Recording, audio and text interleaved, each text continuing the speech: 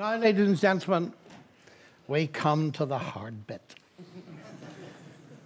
This is a Q&A. Now, a Q&A is a very unsatisfactory process for the following reason, that I haven't seen these questions before. I may have seen some like them, of course, but I haven't seen these ones before. And of course, all I can do is react off the top of my head. And what resides in the top of my head is sometimes moderately reasonable and sometimes absurd. So you'll soon plumb the depths of my incapacities. But that doesn't matter, you see. Because if these questions are genuine and not merely put there to test me, you know, people do that sometimes. As if my authority on a question would resolve it. It's rather foolish.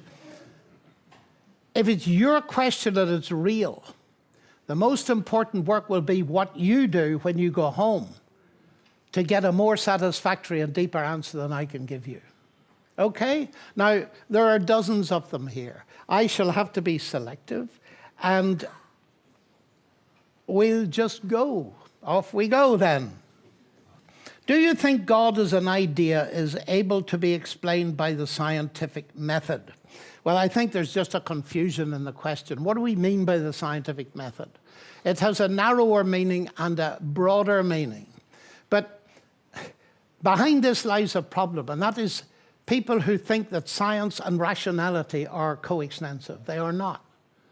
The scientific method I employ in almost everything, if by that you mean reason and evidence, in all of life, not just in science. Now, of course, there are narrower features of that apply particularly in science. But in general, in life, I want to reason about God. And you will notice, by the way, that people have been reasoning about God for centuries. Do you know, I get amused sometimes when I'm confronted, as I sadly was, by a leading physicist in the Netherlands not long ago. And he said, "Your God is just like Santa Claus, you know." Then I looked at him and I said, "We'll test it on the audience," huge audience, 2,000 or 3,000 people. So I said, "Ladies and gentlemen, we need to test this hypothesis. Tell me, how many of you came to believe in Santa Claus as adults?" Utter silence. How many of you came to believe in God as reasoning adults? Hundreds of hands went up. I turned to him and I said, "Don't you insult us, please. The brightest minds in the world have been thinking about God for millennia. They have not been doing the same about Santa Claus." This is just silly talk, ladies and gentlemen. Santa Claus and the Tooth Fairy and all the rest of it. We need to get into our heads that we can think about God. We can apply, in that generalized sense, the scientific method. We use it in all of life. When our children come home with a crazy explanation, you don't just say, "Oh, really, dear, fairies came and stole your bike, did they?" No, you use your reason to tell that that is a flat lie, don't you?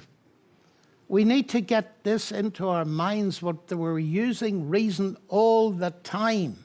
And it's part of the way we function as human beings.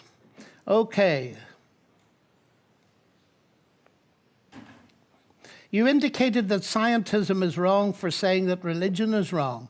Isn't this statement incorrect since there's no evidence to either argument? Well, I'm afraid that doesn't make sense to me. First of all, I didn't say that scientism is wrong for saying that religion is wrong. That's not what scientism says. It says that science is the only way to truth. And it's self-contradictory because it itself is not a statement of science. Full stop. The next question is, why do you think scientists are not coming to the same conclusions of faith? Here comes the loaded term again, as those from previous centuries. Well, there are many reasons for that. But it is not true that scientists are not coming to these conclusions.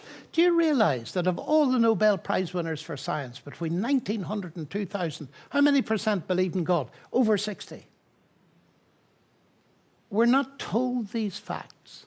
And in the last big survey that was done in the States of ordinary practicing university scientists, at least 40% believed not only in God, but in a personal God that answers prayer. And throughout the centuries, there have been all kinds, there have been waves. In the ancient world, in the 3rd century BC, you had people who believed in God of the gods, like Plato and Aristotle and so on. And then you had the materialists, like Democritus and Leucippus on the other side. And that has been barreling up through history ever since to the modern world. There are fewer now, probably, than on average in the past. But certainly, there are very, very many. In my own University of Oxford, there are several heads of departments who are very keen Christians. And that brings me to this. Do you find it hard to be both religious and a professor in science? Well, I don't regard myself as very religious, you see, because religion to many people conjures up buildings, incense, smells, bells, rituals, all this kind of thing. Well, if that's religion, I'm not religious. What I am is a Christian, and my relationship with God is a personal relationship of faith, and it's living in my daily life. Do I find it hard to be a professor? Well, what would that mean? That some people get upset if there's a professor who's a believer? Well, they do, you know. And if you watch my debate with Christopher Hitchens, you see he was very annoyed. But that's okay. I can cope with that. You see, however difficult it may be on occasions on radio or television or anything like this, ladies and gentlemen, at heart, I'm convinced that this is not helpful or a religion or some practice I have, but it's a true analysis of the nature of reality. And therefore, it fits together with my science. It's a much bigger thing than my mathematics. But it fits like a glove together with it. It's not extraneous. And it's very difficult to be ashamed of being a mathematician and a Christian with men like Newton and Kepler and so on, having set the whole thing going. I'm not remotely ashamed of it. And so that'll have to do with that. But let's have... Beside your evident indoctrination into the religion of Christianity, how do you justify the adherence to such a specific ideology rather than one of the many others present across the modern world? Very easily, the basis of evidence. And I like the tendentious words, your evident indoctrination. How do you know it was indoctrination? Because I said my parents were Christian, but I didn't tell you anything about them. Because you see, I come from Northern Ireland. That's probably the reason that you said that. But my parents were most unusual. They allowed me to think. My father handed me the Communist Manifesto when I was 14. I said, should I read that, Dad? He said, yes, you need to know other worldviews. Our home was one of the most vigorous, intellectually vigorous discussion. I woke up to Christianity as one of the most intellectually stimulating ideologies, if you want to call it that I'd ever met. Now, to say this just shows that you don't know the background. My parents gave me space to think. They loved me enough to do that. Many of my contemporaries weren't given that space. The moment they got to university, their pseudo-Christianity dropped off and disappeared. But I recognize the force of what you've written. And I told you, but perhaps you weren't listening when I said it. In my first week at Cambridge, I made a decision to get to know people that didn't share my worldview. And the way in which my Christian convictions have grown through the years has been by being vulnerable to its opposite at the highest level. Now, I know of no other way of dealing with this than that. Because, yes, there's a danger of indoctrination. And if the person that asked this was an atheist, well, let me just tell you a little story. Would you like a story? Yes, well, it's time for a story. I debated, as was mentioned, Peter Singer. And I told the big audience in the Melbourne Town Hall about my parents, you see. And Singer comes up with this issue. He said, there you go. He said, there's my main objection to religion.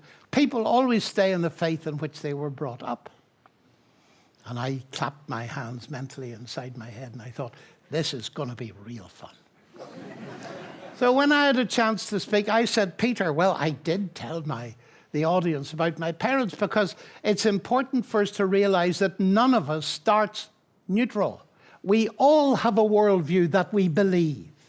The question is, on what basis? So I said, Peter, perhaps it would even the playing field if you were to tell us all about your parents. Were they atheists? He said, yes, they were. Oh, I said, how interesting. So you stayed in the faith in which you were brought up. Oh, but he said it isn't a faith. And I said, Peter, I'm really sorry. I was under the impression you believed it. Cyberspace went wild. The main issue being, here's one of the world's leading philosophers who doesn't realize his atheism is a belief system. That's a very serious mistake. And it comes out of the false definition of faith, a religious word believing where there's no evidence, and leads to nonsense like Christopher Hitchens, our beliefs are not a belief, our faith is not a faith. And Richard Dawkins, atheists have no faith. And then he writes a whole book about what he believes. This is sheer nonsense, ladies and gentlemen. But that was very revealing with Singer. And that is a typical stance. I'm an atheist. That simply means I don't believe in God. But the flip side of it is they do believe in the naturalist philosophy of existence. That's why Richard Dawkins' book, The God Delusion, is not half a page long. I am an atheist, theos, no God, full stop. No, because he wants to give reasons for naturalism. Do you see? So this is, well, that's all I'm going to say about this. How are we doing time-wise? Okay, not too bad. You spoke about the fact that science strives to answer how questions and religion answers question of purpose. Does that mean that these disciplines should be kept separate? Do you think there's any useful connection between the two? Answer the first question, no. Answer the second question, yes. Next question. Oh, perhaps you want me to say something about that. Okay. Generally speaking, questions come in different sorts. And following Aristotle and all of that, you get, generally speaking, that science addresses the how questions. And so let's say the Bible, theology addresses the big why questions, except for the fact that why is used often by scientists in terms of function. Why is that pipe here and not there? And that is a genuine scientific question. But the why of purpose, the teleological question, gets people like Richard Dawkins very angry. I was at the launch of one of Paul Davis's books, and Dawkins was there, and a man in the audience said, why? And Dawkins shut him up. He said, just because you think that's a valid question, it isn't. Well, if you want to cut off half the human inquiry and pretend to be an intellectual, well, you may do, but you're not impressing the rest of us. Therefore, I think, yes, the Bible is answering very different kinds of questions, and in my view, much more important questions. The scientific questions are important within science. They give us our computers and our iPhones. But as we saw from Schrödinger, they do not answer the basic questions of meaning and metaphor. They just don't do it. Should we keep them completely separate? Yes and no. But we need to be careful. Let me give you an example of that. What this is referring to is the view of non-overlapping magisteria of Stephen Jay Gould. And that is, he noticed that about half the scientists he worked with were believers in God and half weren't. And he thought happy coexistence means keeping them completely separate. Non-overlapping magisteria. Magisterium is a body of teaching. Keep them separate. That sounds brilliant until you read the small print. And I love reading small print. And the small print is science deals with reality and religion deals with myth and fiction and tooth fairies. Well, that won't do. And you see, the statement, in the beginning, God created the heavens and the earth. What universe is it talking about? The same one that physics talks about. It's a statement about the physical universe. So you cannot keep science, which simply means knowledge, apart from this.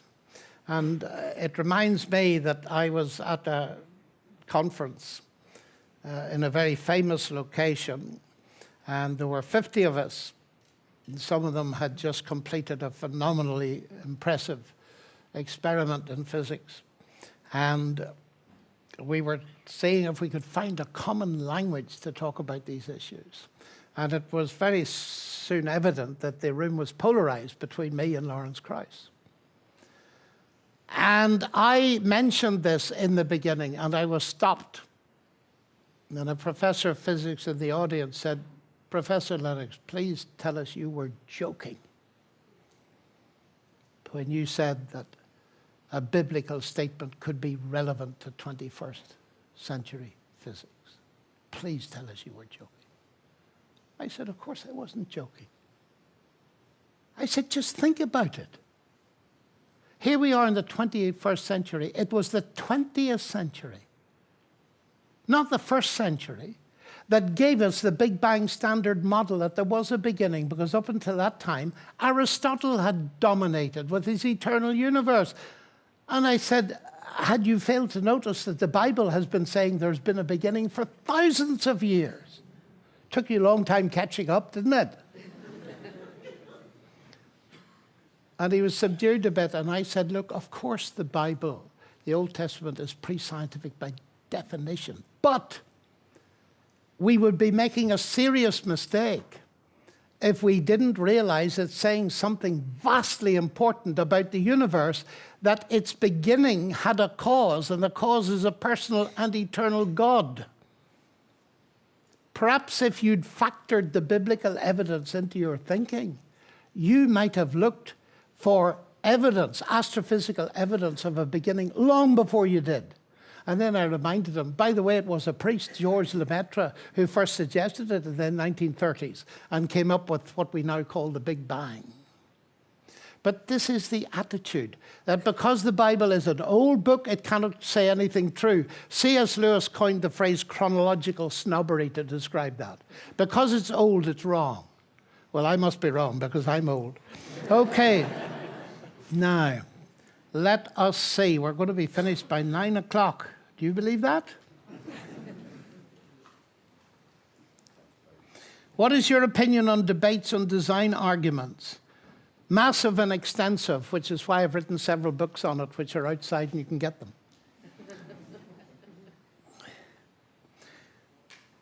I better look at this one because I suspect that this is one that a lot of people feel. What is your response to the parts of science that directly contradict the Bible, e.g. the creation of the world in 7 days? Now,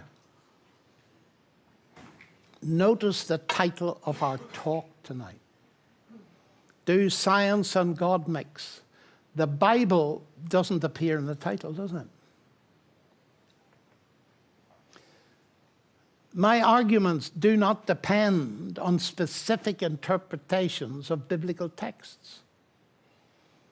That's a next stage. It's not an unimportant stage, because the question is now not, does science contradict the existence of God, but does science contradict, and now comes a particular interpretation of Genesis, which is by no means shared by everybody. Because just as the text of the universe or nature is interpreted in science, and it is sometimes got wrong, and you know that in the days of Galileo, they all thought the earth was fixed against the background of the stars, and it didn't move. None of you believe that, I suspect. Science got it wrong. Galileo, who was a believer, by the way, in the Bible, got it right. Science has to be corrected. And views of the Bible that supported the fixity of the earth, after all, the Bible clearly said to all and sundry in the 14th century, the Lord has fixed the earth on pillars so that it should not be moved. So there it is, the earth doesn't move. And that worked well because all the scientists and philosophers believed exactly the same thing because of Aristotle. Until Galileo, the rascal, started believing in a moving earth. So there was one moving earther. and everybody else was a fixed earther. And now we've shifted to everybody being a moving earther, and there being very few fixed earthers that I've ever met. So what have they done with the Bible? They have had the sense to revisit it. Was our interpretation correct to literally say the earth didn't move? Because there are other ways of interpreting texts, particularly if they're in the poetry of the Psalms. And it wasn't long before people realized that what the psalm was suggesting, with its imagery of fixity and pillars, which of course didn't literally exist, was saying something equally literal but at a different level. And that is that God had built stability into our planet, for which we're very thankful. And that has to do with the inverse square law of gravity, the gas giants and everything else. But the point is that they discovered that there were actually different ways of approaching Scripture that didn't have a crass conflict with the latest science. Now, you have to be careful in both directions. This is a huge topic, and that's why I wrote a little book about it. And it's called 7 Days That Divide the World, if you want to hear in detail what I think about this. But the general scientific clash is a sad one. And I meet it all the time. Look, science tells us the Earth is 4 point whatever billion years old, the universe 13.5, etc., and so on. And Genesis says it's 6,000 years old. Does it? Well, I've had a careful look at it to see if it does, and it doesn't. Because and this is a case where looking at the Bible seriously gives you information you would never have thought of. The first sentence, in the beginning, God created the heavens and the earth, is followed by a sequence of days. And God said this, and there was that, and there was evening and morning one day. But the grammarians, and I've checked with both the professor of Hebrew at Cambridge and Oxford, just so to get it right, and they tell me that the first statement in Genesis is in one past tense, and the sequence of days is in another past tense, which means that the beginning happened before the sequence of days at an indefinite period. So what does the Bible say about the age of the earth? Nothing. Pity we fight about it, isn't it? But anyway, I must go to the end. We've lots of other things. Well, let me take two questions together and try. This is probably quite silly. You have addressed issues regarding atheism and Christianity. Where do other religions fit into such arguments? And even if science gives evidence for creative intelligence, how do you make the leap to Christianity? Why not another religion or none? Now, that's a perfectly valid question and justified, because I do happen to be a Christian. Now, it's not our topic for tonight. Christianity isn't in the title, but would you like me to answer this? Would you? You'd like me to say something? Okay, well, now that you've asked me, I will. Why am I a Christian? Isn't that a step beyond all this? Of course it is. Of course it is.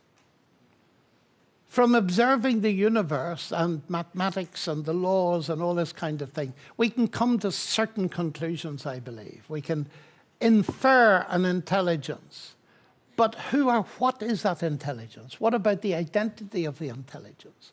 Now, the first thing I observe about that search is it's a purely human, rational search investigating data.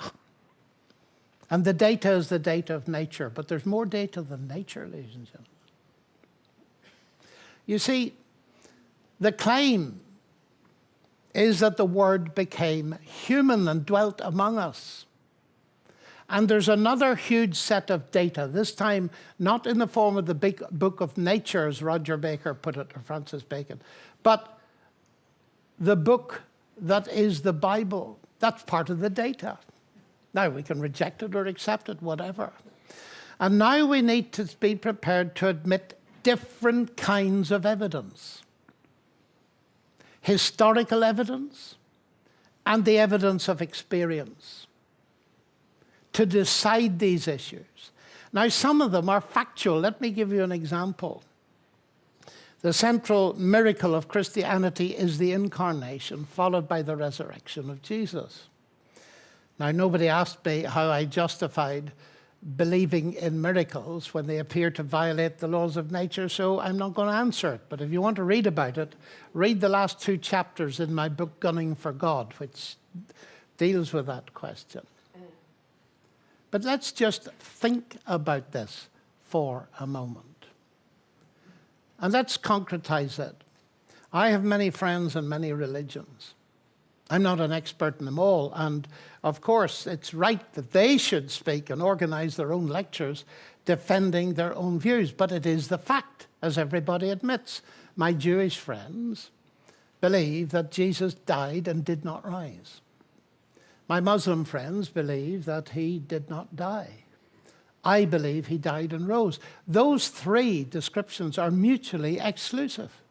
It's obvious. I've never met a Muslim or a Jew who disagreed with them. I meet a lot of atheists who get very worried when we raise these differences between religion, but not the adherents themselves, for the simple reason they actually believe these things. And I respect them for that, but we must go and we have to decide. And I know of no other way of deciding than by investigating the evidence. Now, to try to do that with you, and it's been very important, you assume the opposite. You assume that Jesus didn't rise from the dead, and then you try to explain the rise of Christianity, etc., etc., etc. And you can pursue that in a number of other places. But there is another way of approaching this, which I'm going to finish on. And that is the level of testability. Scientists love to test their theories.